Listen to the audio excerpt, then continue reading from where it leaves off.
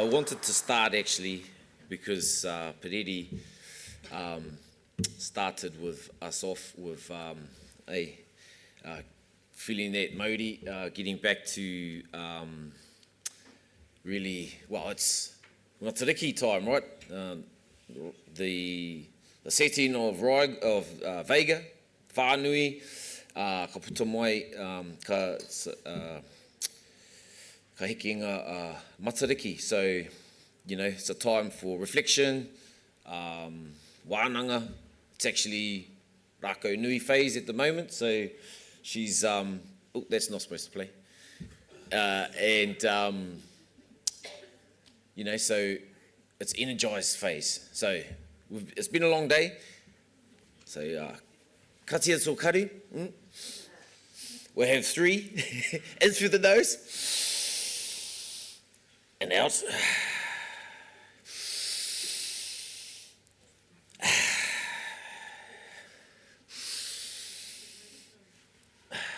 Right, that's good.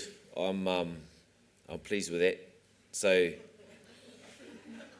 just giving us pause, really. Knowing this is the last of a good day, let's just restore that innate balance, before we are hiding back to our whare.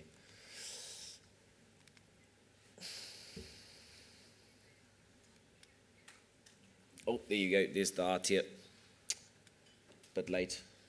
However, so the theme this year obviously is measure, manage, restore and protect. So we've returned with a stronger sense of purpose across the rohe. Iwi, hapu, whānau-led Taiao groups have been in action. We've heard that all today. Monitoring wetlands, rivers, estuaries, our moana, assessing current states of our environments, tracking changes over time, building repositories of mātauranga and data. Thank you, Jordan. That are already shaping policy, actually. You know, the kōrero bridge pā, you know, their data collection, we're just hammering the council with that. Wairoa, the wastewater, down in Wairarapa, you know, hearing about the kōrero from down there. That little wetland in Ingalls Bush in Central Hawke's Bay, too much groundwater abstraction. Waiting a court decision on a large groundwater take down there, and hopefully it gets canned. So we're standing up in court to protect what remains as well. But this kaupapa isn't just about data. It's actually about decisions, and it's about identifying, you know, what can be restored. Old wetlands, you know, they're now being drained, and there's orchards planted on them. Okay, we don't want to rip all the orchards out, but what can we do that sort of works in together? Ancient or not so ancient riverbeds, you know, only 30 years ago that was part of the river that's been constrained and then moved into private hands, and now big deep holes that want to extract the gravel out, you know, we want to know what's under threat. And whether that's from land use development or even the accelerating pressures of climate change, so sea level rise, you know, increased flooding. Oh, we've got to put a stop bank here because, you know, we've got to protect them. Well, it actually might be a better idea. We talked about this last year, you know, in terms of nature-based solutions. But we need to basically have the tools and the evidence to stand our ground, if that's all we want to do. Cyclone Gabrielle taught us that, and chief among them really was, if we don't measure what's going on, we can't manage. If we don't manage, we can't restore. If we don't restore, soon there'll be nothing left to protect. So, nō reira, join me now. We'll go through a few, it's kind of, again, a talk of two halves. First half is about planning, actually. Thank you very much, Lara. We're going to do a little bit of planning. It's the 50-year Kahungunu 2050 vision. It's more of a strategy, I suppose. So the 25-year is up for renewal, so we're just going to go through that a little bit in the first half of the talk, and then we'll get into a couple of projects really that we've been involved in at the Taiao unit, and then we'll wrap it up together at the end. No, that's no good. What did I do? Oh, my fat fingers, see? Right.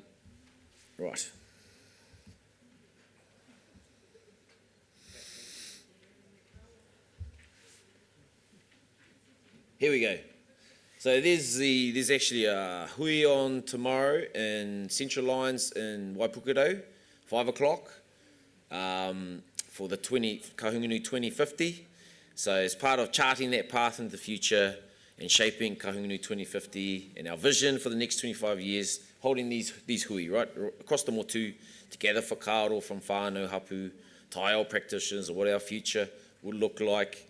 And these hui are a chance to co-design our intergenerational response.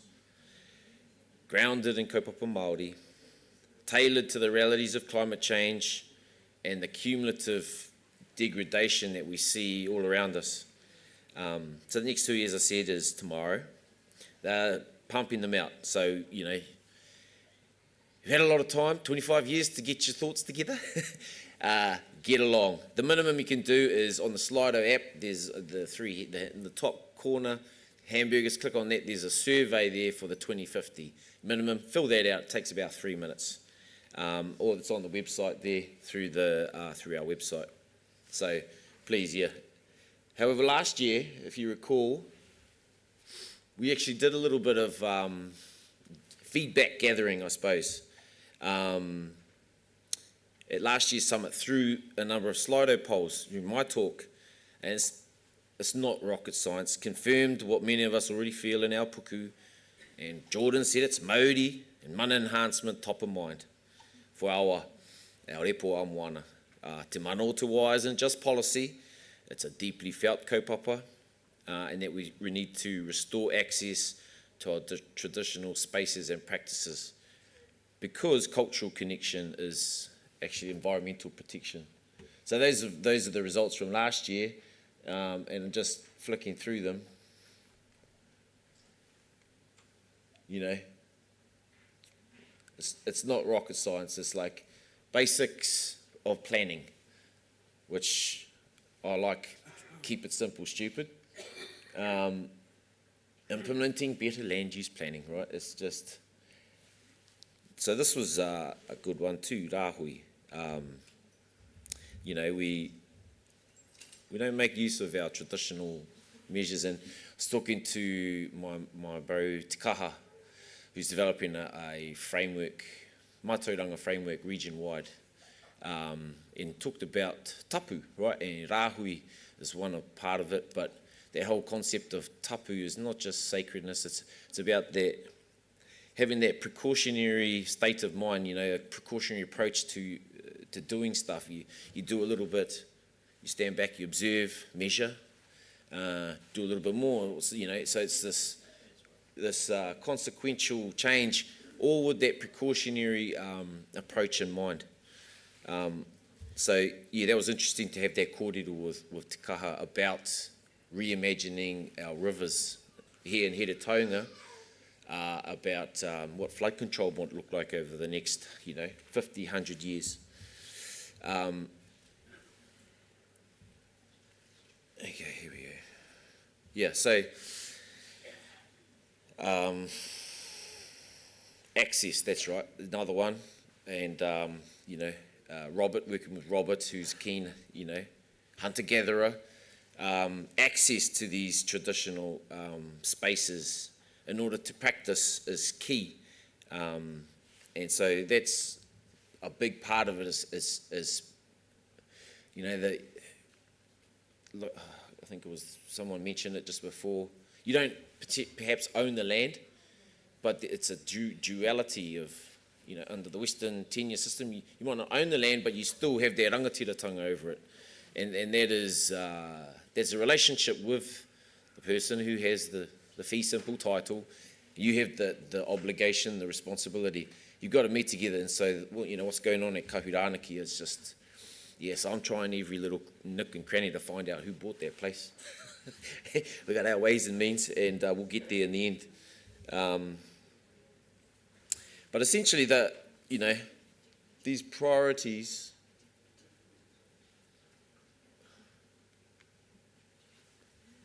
they're not abstract. They just point us towards a path. One, that we recognise polluted waterways are often the product of broken relationships with the land. The degradation of mauri is a tohu, not just an outcome. And that healing means changing the way we live with and use land and water. And, an example of that is in Wairoa, the wastewater stuff, burial practices. So the way in which a body is prepared for, tangihanga. And, don't want the mortuary fluids to be in the wastewater that goes into the awa. And so where did this whole notion of preparing it like that come from? Well, it's actually from America back in the day, when they had to travel, take the body far distances across land, so they had to embalm them. So, it's reclaiming those traditional practices of tangihanga and preparation of tūpapaku. So it's just, changing the way we live. So the how. Asked how we restore. This is all from that stuff from last year, the restore and protect. It's about making better decisions on land, scaling back practices, strip the life from the soil, riverbanks, the wetlands, returning to tools like rahui, symbolic gestures, not as symbolic gestures, but as proper expressions of our authority. All right. Total common sense stuff. And these guys know it, and as do most of us really. And it's, when dealing with tangata tiriti, in Samoa they call me a pālangi. No, not pālangi, maoli. Like, afakasi, that'll do. But it's the whakaaro, right? You don't have to, you just, and it's growing around the world, that growing awareness of, the way we're doing things is just, it's unsustainable. So these principles, mauri, land use, rahui, been with us mai no. Now we're backed by data actually, and that's what we're going to go into now, right? So that's the first half of the talk over. It's half time. Most importantly, collective action from everyone, kostaro, which is what I've witnessed today actually. Some amazing talks, outstanding mahi being done.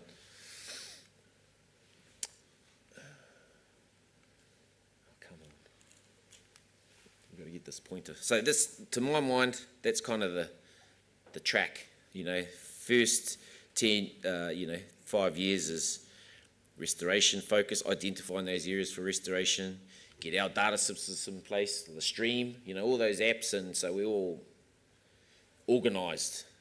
The next phase is you actually making that change. Those things are being implemented. Influence, we organise in terms of our pushing back on national policy, whoever's in the hot seat. And then, as we move into that last decade, there's that normalcy in the way that we do things differently compared to how we do them, in the past. That's kind of what I'm looking forward to. So what's these projects we've been up to? Well, one of them is power monitoring at Waimarama, gauging the effectiveness of rahui with data. So have to admit, it's early stages, but that's an aerial of the reef looking down. I'd quite happily hang that on my wall actually at home. You can see the power there. The little juveniles, they got tags on. So that's actually from 2015, which was before the rahui came in. So, 10 years ago, we did our monitoring then, same method, and then we repeated in 2024, September of last year. So we had a before, quite a bit before, and then we had the rahui come in, and now we're looking, so we collected the data. So what did we find? Well, firstly, the hapu let it.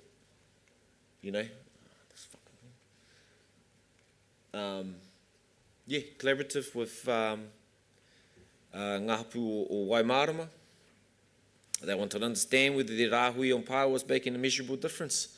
So, had been talking a long time to the likes of Dean and Baden, Baba, and other whānau from there, Chris, Karaitiana, being out there just doing little recce dives, sort of sussing out, okay, what is there something which, you go out and you observe. And I said that before, you observe, you stand back, and I kind of, I call it Māori monitoring, but it is you getting in there and you're having a look. And then, confident, there's something there, then we can pull out the tools and we, actually delve into it a bit finer scale. So we used the same methodology as nearly a decade before, so it gave us a real opportunity to compare before and after. What we found was pretty encouraging. Right, so the first finding really was there's been a statistically significant increase in average shell length for juvenile pāua on the intertidal section of the reef. So they're growing larger than they were before the rāhui. So that's like a mean of about just over 46 mils back in 2015 up to like 53. So actually measurable. So they're slightly larger. And what does that mean? Sorry, the next finding was density. Okay, it's not statistically significant. There's sort of overlap. Need to do more sampling. Another site, a couple of sites perhaps. But still both findings suggest that rāhui is likely having a positive effect, especially in terms of boosting recruitment and potentially improving growth conditions. So that was awesome. And I guess, the guts of it is that the doing part of it with the whānau there is, and having them a part of, what's going on now. I'm just going to see if this is going to play. This is the video that was playing before. Is there any way we can play that? No, it's skipping. Play that number 1 video, if you wouldn't mind. There you go. So that was, like I said, September last year. So the guts of it is we need more funding for the subtitle component. This is what the tangata tiriti are really interested in, is the harvestable portion of the population. And they're always at me, because I see them around. Oh, what's going on with that pāua? And I'm like, just calm down. We got it sussed. We just need some money. You contribute. So we've got a good method. We've got a dive team. We've done the stratification as to where and how much effort is required to be sampled in each offshore area. Got the dive teams and the boats. So really it's weather window. It wasn't really good planning. Maybe we should have had Lara in our team, but we planned it for the week of Matatini. And we're all ready to go. Hey, Dean. Oh, Dean, he's not answering. Where's he? Oh, he's in Taranaki. That's right. So we buggered that one up. But that's next steps, really, is that funding for surveying the subtidal harvestable population, and not just in those in Waimarama, but outside, sort of more back towards the Cape Puapua and Blacks. So that's Waimarama Pāua. The other project was sort of speaks about innovation, mātauranga coming together in creative ways, and this idea was to restore a biogenic reef using kuku or green lip mussels by mimicking natural process of spat settlement. The reef, Tokahau, I'm calling it. It's sort of up for a new name. There's been a name proposed, I think, by Kaumātua Kāhui, but the tangata tiriti, they're like, we want to have a name in that too. And these rocks come from the old revetment at the wharf, the new wharf that the port built a couple of years ago, which I think, ironically, were quarried from whakaari. So many years ago. So they've gone some way, part way back to their ancestral home. But now there's this collection. That's what it looks like on the bottom there. He had the dredge and he opened up his doors and it dumped them on 20 metres of water. They come up about 3 metres. During COVID lockdown was when we did the pre-survey. As soon as we left the wharf, the cops were straight down there. You guys can't go. We got sign off, so that was cool. Now it's a full-on reef, and so they've been placed there. We've had a project the idea was to speed up the settlement of the reef with kuku, because as we all know, kuku are jolly good filterers of water, which is what we're really lacking here in Hawke's Bay, in the moana. So essentially the project was weaving tauda, spat-catching tauda from tikoka, cabbage tree leaves, attaching these spat-catching ropes to a mooring system, and then mooring them above that reef. Collecting the ropes at the sort of end, they last about 3 or 4 months, and then placing them on the bottom, fixing them on the bottom, or any break-offs of mussels will just naturally fall to the bottom and begin their life there to repopulate that reef. So it's been a huge learning curve. So the ropes used to catch spat, woven by whānau at Wānanga, held at Waihoki, by rangatahi through the Whanganui to Tai Whenua program, other weavers from around the motu. So it's a really collaborative process. You know, the Legacy, the recreational fishing lobby, they did a few there at the field, the show, the Hawke's Bay show. So they're right into it, and they got fancy boats that we can use to go and monitor. Don't tell MPI. And so that idea for that actually came through the Fisheries Liaison Group for Wharf 6. And so, yeah, heaps of different groups involved. So it was a really, collaborative one. And then, this idea really was inspired by the work of Kura Paul Burke and her team in Ohiwa Harbour. So they did a similar thing there. They had issues with sea stars munching on the mussels, just getting out of control. So they wanted to catch spat. Same idea, but it's in the actual estuary. So we adapted their approach, needed a bit more robust mooring system, because out here, she's hearty. And the good news is, we caught heaps of spat. They grew large enough, and then they dropped naturally to the reef. So we didn't actually need to go and take the ropes, because what actually happened was, Tangaroa was like, get your little mooring systems out of here. And we had a 6-metre swell, and we lost 3 of our 4 moorings. So they're pretty significant moorings. You're like, railway tracks, 2 of them joined with a chain, swivels, you name it. It was with a light on top. So if you stand on West Shore Beach, there's a white light that flashes separate to all the other ones. That's our lone remaining mooring. We'll be bringing it in and putting it in a more sheltered area, I think, for the next round. So anyway, that was a really good project. Again, got the spat, they dropped down, we went and monitored them, but again, learning, So essentially what we learned was the reef's too deep at this point for mussels. 20 metres, 17 metres, too deep. They need to be up shallower, and it's just too exposed. So the idea is we bring them in and we repopulate our more shallow reefs. On the flip side, hundreds of juvenile coda on that reef, like you wouldn't believe. They're like cockroaches crawling all over it is amazing. There's been a rahui in place around the Tokahau under the Fisheries Act 186A, similar to Waimarama. So no fishing, no diving, and that will be a feeder site for Pānia in terms of coda, no doubt, and the wider reef systems around here.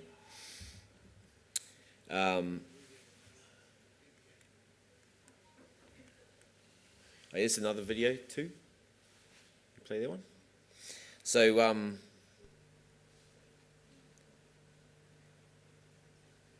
I guess the project reflects restore and protect in action. Perhaps, I guess, most importantly, it shows how our people, our creativity, collective energy, can create new spaces like that, can, build them into existence.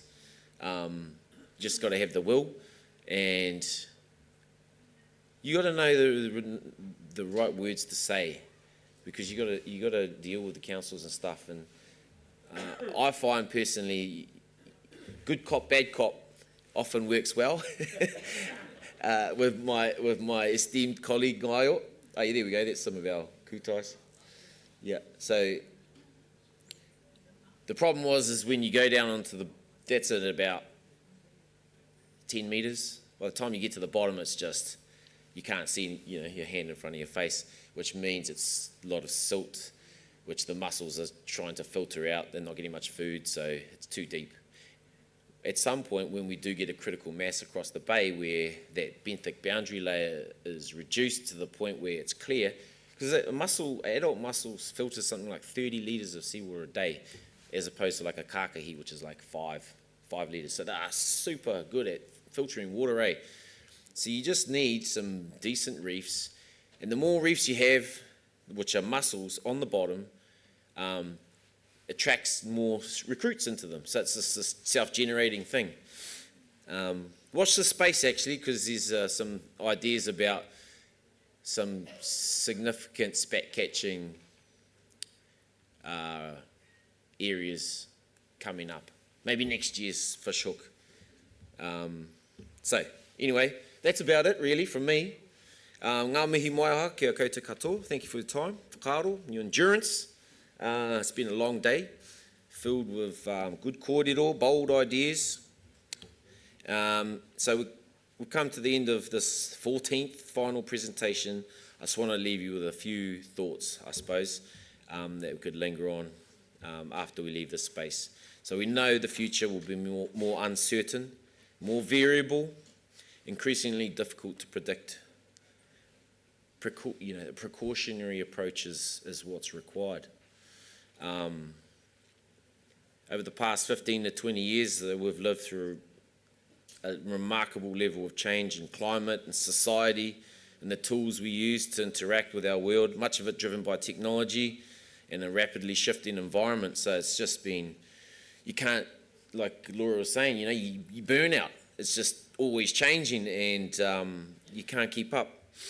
I guess amongst all this change, though, there's that constant, which is our obligation. Tiaki, kai tiakitanga. It's not a role. It's it's an obligation, responsibility. It's our worldview, right? It's how we think. It's spiritual, cultural dimension, grounded in mātauranga tuku iho. I like that term from Jordan. Deeply practical, understanding of the interdependence between people and te ao marama, the natural world. Minds us we're not outside of that environment looking in. We're not here looking to dominate. We're part of it, shaped by it, responsible for it. And that connection, it's not abstract, it's actual, it's a tangible, it's ancestral, lived, enduring. So I guess whether it's monitoring pāua, water, spat, weaving tauta, planning for long-term visions like Kahungunu 2050, the kaupapa remains the same. Measure wisely, manage responsibly, restore with care, protect with the heart. Nō reira te whānau. Kia au kia matara, kia toi tū te mano te taiao, ka haere tātou ki whiara, ki tua. Together. Tēnā koutou, tēnā koutou, tēnā koutou katoa.